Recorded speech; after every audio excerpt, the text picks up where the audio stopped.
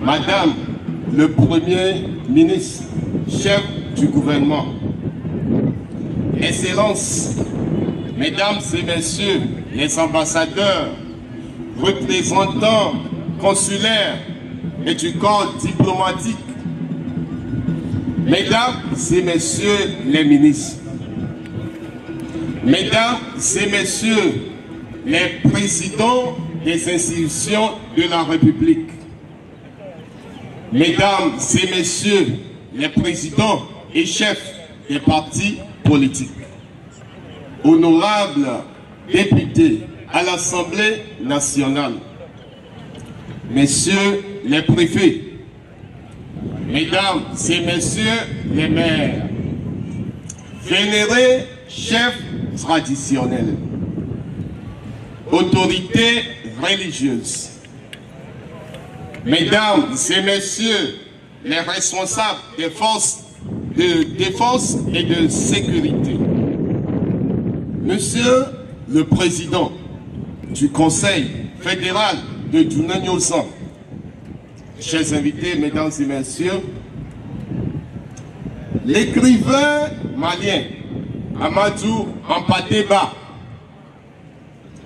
en soutenant la transcription des langues africaines, disait ceci, je cite: « Quelle que soit la beauté d'une traduction, il manquera toujours ce quelque chose qui fait la spécificité d'une langue originelle. La couleur, la configuration et le contenu de son esprit, sa conception des choses et sa manière de les rendre. En vérité, l'assertion de l'ethnologue malien, bien au-delà de l'aspect linguistique,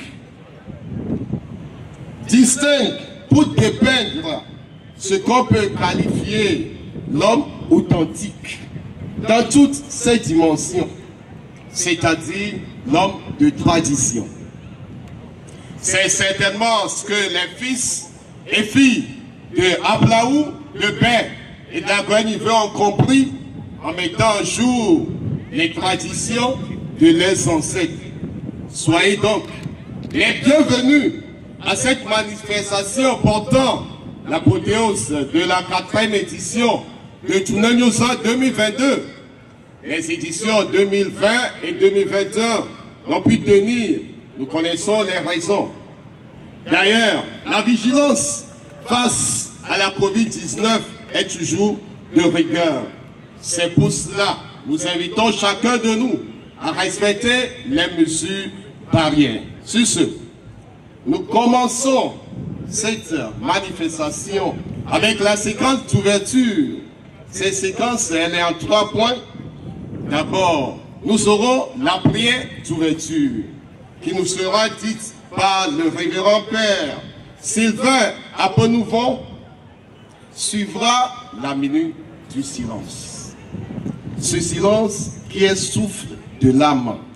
Ce silence en mémoire de nos ancêtres, en mémoire de toutes ces personnes qui ont abandonné ce train en marche, spécialement en mémoire de 2 figures emblématiques de Djounagnosan, je nomme ancien ministre d'État Elom Dati et ancien ministre Yaovi Adodo, dont nos esprits restent encore marqués par leur disparition.